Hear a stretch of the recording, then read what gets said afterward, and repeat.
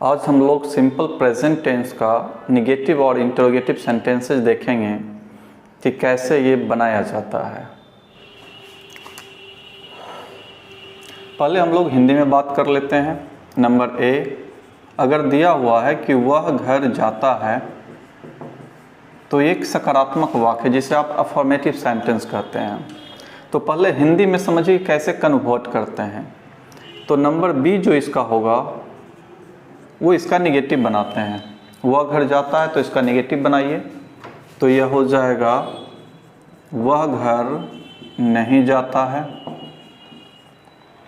Number C, फिर question की शुरुआत करते हैं, प्रश्नात्मक वाक्य जिसे आप इंटरोगेटिव सेंटेंस कहते हैं। तो जब क्वेश्चन की शुरुआत करते हैं तो सबसे पहले जो ये मेन सेंटेंस है आपका कि वह घर जाता है, इसके शुरुआत में क्या लगा दीजिए। तो चलिए लगाते हैं, क्या वह घर जाता है। अब चूंकि ये क्वेश्चन है इसलिए लास्ट में आपको क्वेश्चन मार्क देना होता है। क्वेश्चन मार्क को नोट ऑफ इंटरोगेशन भी कहते हैं।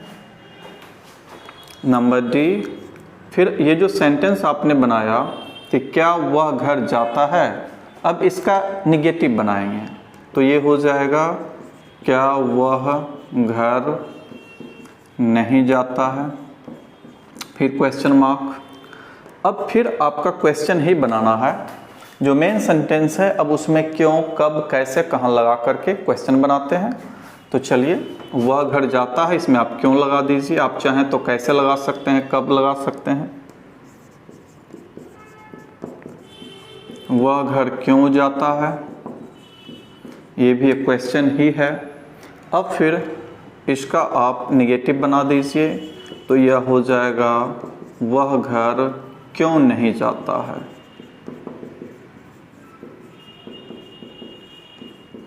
तो इस तरह से आपने देखा कि हिंदी को कैसे कन्वर्ट करते हैं। सबसे पहले फिर से समझिए, वह घर जाता है, वह घर नहीं जाता है, यानी इसका निगेटिव बनाया। फिर क्वेश्चन की शुरुआत हुई क्या लगा करके, क्या वह घर जाता है, फिर इसका निगेटिव बनाए क्या वह घर नहीं जाता है।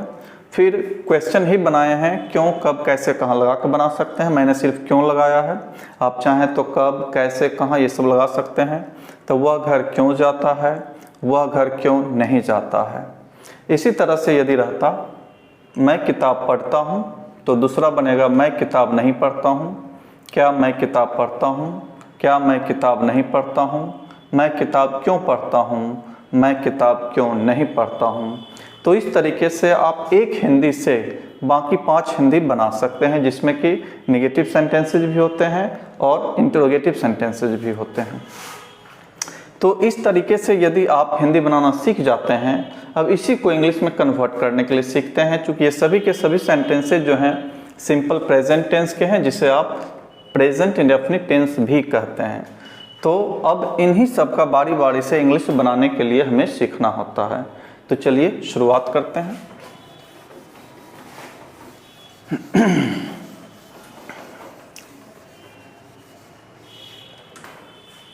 जैसा कि पिछले वीडियो में मैं बता रखा हूं कि जो सिंपल सेंटेंस होते हैं उसके बनाने के तरीके होते हैं सब्जेक्ट प्लस V1 या V5 प्लस ऑब्जेक्ट। तो उसी तरीके से इसे बनाना होगा। तो वह तो ही हो जाएगा। फिर चूंकि ही है इसलिए V1 नहीं V5 का प्रयोग किया जाता है, वर्ब है आपका जाता है।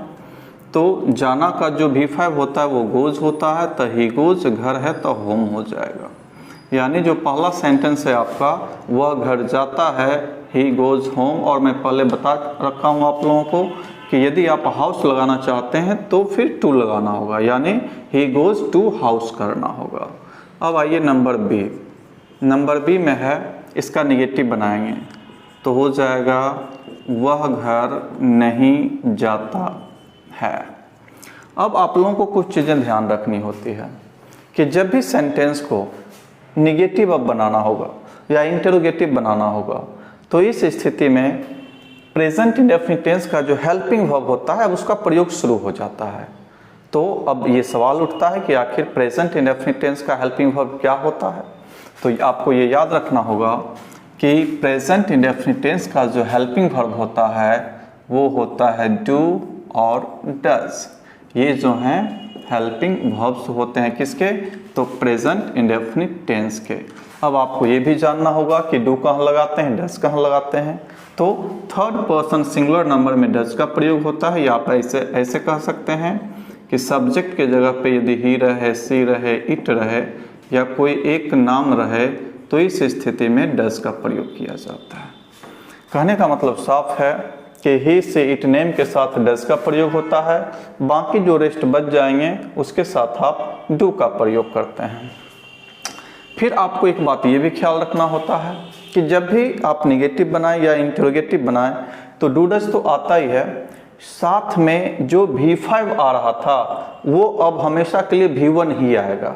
मतलब साफ है कि प्रेजेंट इंडेफिनिट टेंस का सेंटेंस यदि निगेटिव हो तो भी V1 सब्जेक्ट कुछ भी क्यों ना रहे, यदि इंटरोगेटिव है तो भी V1 चाहे सब्जेक्ट कुछ भी क्यों ना रहे। तो इस बात को ख्याल रखिएगा, चूंकि V5 का जो प्रयोग होता है सिर्फ और सिर्फ पहले सेंटेंस के लिए किया जाता है जो कि सकारात्मक होता है, यानी अफर्मेटिव सेंटेंस होता है, सिर्फ उसके लिए V1 या V5 का प्रयोग होता है। लेकिन इसके बाद जितने भी सेंटेंसेस बनते हैं उस सभी में सिर्फ और सिर्फ V1 का ही प्रयोग किया जाता है, इस बात को नोटिस कीजिएगा। तो वह घर नहीं जाता है, तो इसका जब बनाएंगे तो सबसे पहले अब सब्जेक्ट आता है तो ही हो जाएगा।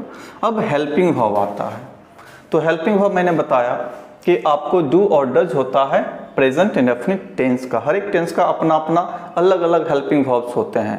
तो जैसे जैसे आप टेंस आगे पढ़ते जाएंगे आपको पता चलेगा कि हर एक टेंस का हेल्पिंग वर्ब्स क्या क्या होता है, क्योंकि उसी का ज़रूरत निगेटिव और इंटरोगेटिव सेंटेंसेज में किया जाता है। और ये भी ख्याल रखिएगा कि ये जो आप देखते हैं जाना, खाना, हंसना, पीना, इस तरह के जो वर्ब्स होते हैं ये सभी के सभी मेन वर्ब्स कहलाते हैं, जिसे आप प्रिंसिपल वर्ब्स भी कहते हैं। तो जब सेंटेंस बनाते हैं तो पहले हेल्पिंग वर्ब्स आता है, उसके बाद मेन वर्ब या प्रिंसिपल वर्ब का प्रयोग किया जाता है। तो वह का ही हो गया। अब आपको हेल्पिंग वर्ब लगाना होता है, तो ही चूंकि डज लेता है इसलिए ही का हेल्पिंग वर्ब यहाँ डज हो जाएगा। और चूंकि ये सेंटेंस निगेटिव है, चूंकि नहीं लगा हुआ है, तो जब सेंटेंस निगेटिव है तो इसके लिए आपको नोट लगाना होगा।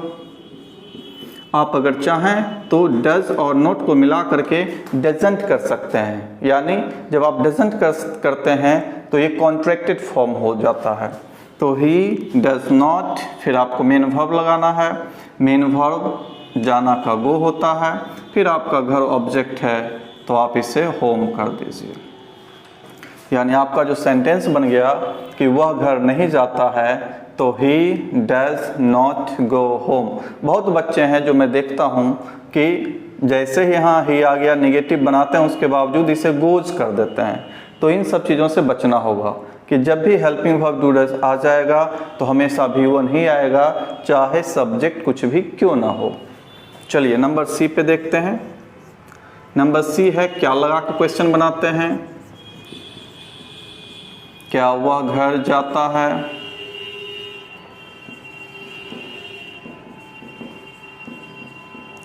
क्वेश्चन मार्क देना होगा।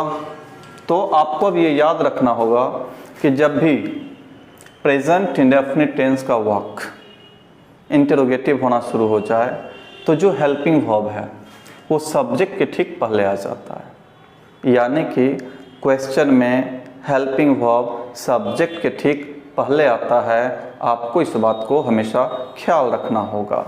तो चलिए, चूँकि सेंटेंस क्वेश्चन का है इसलिए हेल्पिंग वर्ब पहले लगाएंगे, और चूँकि सब्जेक्ट ही है इसलिए उसके हिसाब से हेल्पिंग वर्ब डज हो जाएगा, तो डज लगाना है। फिर वह सब्जेक्ट ही, मतलब ये कि जब भी क्वेश्चन होगा तो हेल्पिंग वर्ब पहले आएगा उसके बाद ही सब्जेक्ट आएगा, तो डज ही। अब मेन वर्ब जाना है तो याद रखिए गो होगा, गोज नहीं करेंगे क्योंकि क्वेश्चन है, हेल्पिंग वर्ब डू डज आ चुका है इसलिए हमेशा V1 का ही प्रयोग होगा, सब्जेक्ट कुछ भी क्यों ना रहे। सो डज ही गो, घर है तो अब इसका होम कर दीजिए, क्वेश्चन मार्क कर देते हैं। अब आ जाइए नंबर डी में, इसका निगेटिव बनाएंगे, क्या वह घर नहीं जाता है।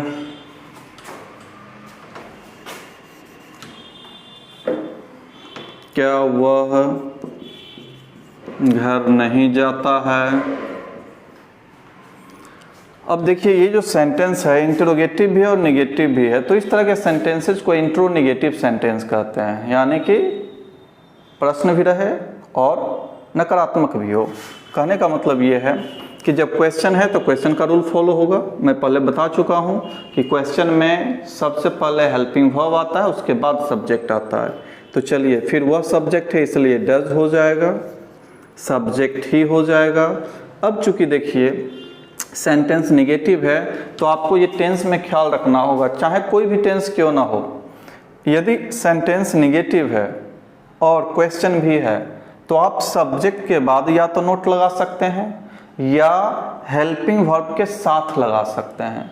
आप चाहें तो इसे डजंट भी कर सकते थे या आप इसे अलग लिख सकते हैं सब्जेक्ट के ठीक बाद। कहीं और नोट को आप नहीं लगा सकते हैं कि सब्जेक्ट के एक दो वर्ड के बाद आप लगा दीजिए, ऐसा नहीं होना चाहिए। यानी जब क्वेश्चन हो और निगेटिव हो तो नोट लगाने के दो जगह होते हैं, या तो हेल्पिंग वर्ब के साथ लगाइए, हेल्पिंग वर्ब के बाद नहीं लगा सकते हैं, डज नॉट ही नहीं करेंगे, साथ लगाइए, डजंट कीजिए उसे, या सब्जेक्ट के ठीक बाद कीजिए। तो डज ही नॉट, फिर आपका मेन वर्ब आ जाएगा गो होम। आप चाहें तो इसे दूसरे तरीके से भी लिख सकते हैं डजंट करके। देखिए ये आपका डजंट हो गया, यानी कि कॉन्ट्रैक्टेड फॉर्म इसे कहा जाता है। जब एक साथ आ जाते हैं ये तो कॉन्ट्रैक्टेड फॉर्म कहलाते हैं। तो या तो आप कॉन्ट्रैक्टेड फॉर्म में एक साथ लिखिए। मैं फिर से बता रहा हूं, कुछ बच्चे क्या करते हैं does not he go home करते हैं, जो कि गलत होता है। डजंट आप कीजिए, उसके बाद ही कीजिए, चूंकि नोट तो यहां पे आ गया है इसलिए गो होम तो गो होम। मतलब साफ है कि यदि आपके सामने एक क्वेश्चन है कि क्या वह घर नहीं जाता है, तो इसके लिए आपको बनाना होगा does he not go home, या आप इसे बना सकते हैं डजंट ही गो होम। तो इस तरीके से आप इसको ट्रांसलेट करेंगे। फिर आ जाइए नंबर ई में। मैंने बताया है कि नंबर ई में फिर जो मेन सेंटेंस होता है वह घर जाता है। इसमें क्यों, कब, कैसे, कहाँ लगा करके आप उसे बनाएंगे। तो चलिए वह घर जाता है, इसको मैं बना देता हूँ वह घर क्यों जाता है। तो चलिए इसका इंग्लिश देखते हैं। आपको ये ख्याल रखना होगा कि यदि सेंटेंस में क्यों, कब, कैसे, कहाँ ये सब आ जाए तो इस स्थिति में इसका प्रयोग सेंटेंस में सबसे पहले करते हैं। क्यों है तो व्हाई लगा देंगे, कब है तो व्हेन लगा देंगे, कैसे है तो हाउ लगा देंगे। तो इस तरीके से सेंटेंस में सबसे पहले स्थान जो होता है वो क्यों, कब, कैसे ये सब का होता है जब आप हिंदी से इंग्लिश कन्वर्ट करते हैं। तो चलिए वह घर क्यों जाता है, तो सबसे पहले क्यों को लिखेंगे तो आपका हो जाएगा व्हाई। और चूंकि यह क्वेश्चन है, देखिए क्वेश्चन मार्क, क्वेश्चन है ये, तो जब ये क्वेश्चन है तो क्वेश्चन में याद रखना है कि पहले सब्जेक्ट नहीं आता है, पहले हेल्पिंग वर्ब आता है फिर सब्जेक्ट आता है। जैसा कि आप यहाँ देख सकते हैं ये भी एक क्वेश्चन है, पहले हेल्पिंग वर्ब आया है तब सब्जेक्ट आया है। ये भी एक क्वेश्चन है, पहले देखिए हेल्पिंग वर्ब आया है फिर सब्जेक्ट आया है। ठीक उसी तरह से ये भी आपका एक क्वेश्चन ही है, इसलिए व्हाई के बाद डायरेक्ट सब्जेक्ट नहीं आएगा बल्कि पहले हेल्पिंग वर्ब देना होगा फिर सब्जेक्ट आएगा।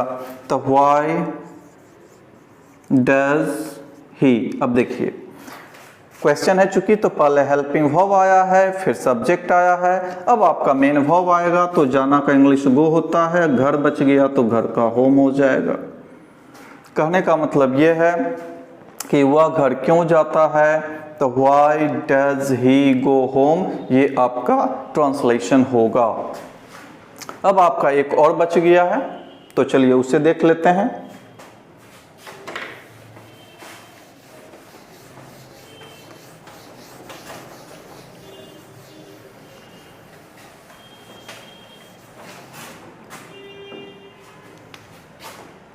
एफ नंबर में देखते हैं, चूंकि ई नंबर में जो था वह घर क्यों जाता है उसका नेगेटिव बनाएंगे तो ये बन जाएगा वह घर क्यों नहीं जाता है। क्वेश्चन मार्क, चूँकि ये प्रश्न भी है और निगेटिव भी है यानी नकारात्मक भी है, तो इसको बनाने के लिए सबसे पहले मैं बता रखा हूँ आप लोगों को कि सेंटेंस में यदि क्यों, कब, कैसे, कहाँ ये सब आ जाए तो उसकी प्रधानता होती है और सबसे पहले उसी को लिखते हैं। इसलिए क्यों का इंग्लिश आपको पहले व्हाई करना होगा। अब चूंकि ये क्वेश्चन है इसलिए सब्जेक्ट नहीं, हेल्पिंग वर्ब तब सब्जेक्ट। ये हमेशा ख्याल रखिएगा कि किसी भी टेंस को आप जब कन्वर्ट कीजिए तो सबसे पहले अगर क्वेश्चन है तो हेल्पिंग वर्ब पहले डालेंगे और उसके बाद ही सब्जेक्ट आएगा। तो चलिए व्हाई, उसके बाद डज हो जाएगा। डज मैं इसलिए लगा रहा हूँ क्योंकि सब्जेक्ट ही है। अगर सब्जेक्ट मैं होता तो यहाँ डू आई हो जाता, चूँकि वह है इसलिए डज ही हो जाएगा। तो व्हाई डज ही। अब चूँकि ये निगेटिव सेंटेंस है तो निगेटिव है तो नोट लगाना होगा। तो मैं बता रखा हूँ आप लोगों को कि नोट लगाने के दो जगह होते हैं क्वेश्चन में, या तो आप हेल्पिंग वर्ब के साथ लगाइए या सब्जेक्ट के ठीक बाद लगाइए। तो चलिए यहाँ सब्जेक्ट के ठीक बाद नोट लगा देते हैं और उसके बाद आपका वर्ब है जाना, तो जाना का गो, घर है तो होम।